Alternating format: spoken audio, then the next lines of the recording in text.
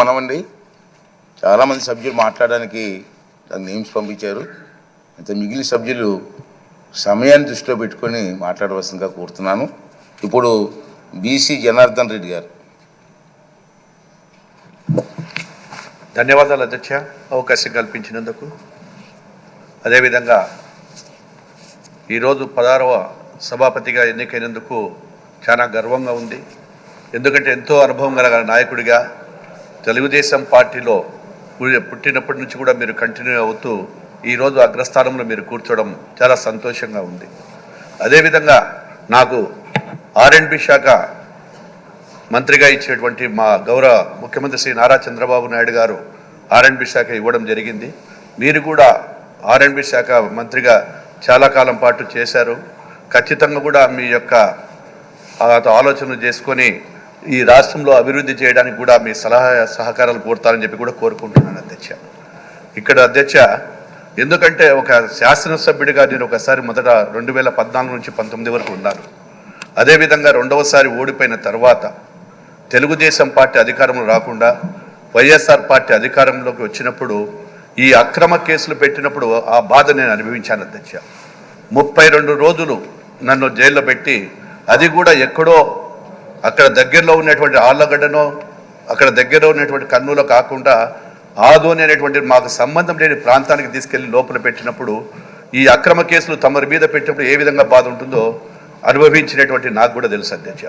ఆ కుటుంబ సభ్యుల మనోవేదన, అదేవిధంగా జరిగిన అవమానాలు, పోలీస్ అధికారులు మాట్లాడేటువంటి మాటలు, కార్యకర్తలను వేధించినటువంటి కూడా కళ్ళతో నేను అనుభవించాను అధ్యక్ష.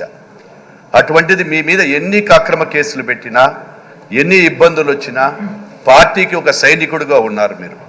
అదేవిధంగా కార్యకర్తలందరూ కూడా వైఎస్ఆర్ పార్టీ వచ్చిన తర్వాత అనేక నియోజకవర్గాల ఇబ్బందులు పడుతూ ఉంటే అక్కడ మీటింగులు పెట్టి కార్యకర్తలకు వారికి ధైర్యం కూడా చెప్పారు అధ్యక్ష.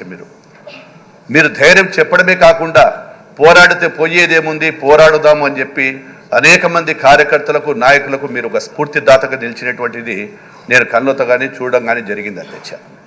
ఇక్కడ తమని ఒకటే కోరుతా ఉన్నాం అధ్యక్ష, ఈరోజు ఎవరైతే అక్కడ ప్రతిపక్షంలో ఉన్నటువంటి నాయకులు, మీరు ప్రతిపక్షం వద్దని ఇందాక కూడా మనం కూడా అనుకున్నాం అధ్యక్ష.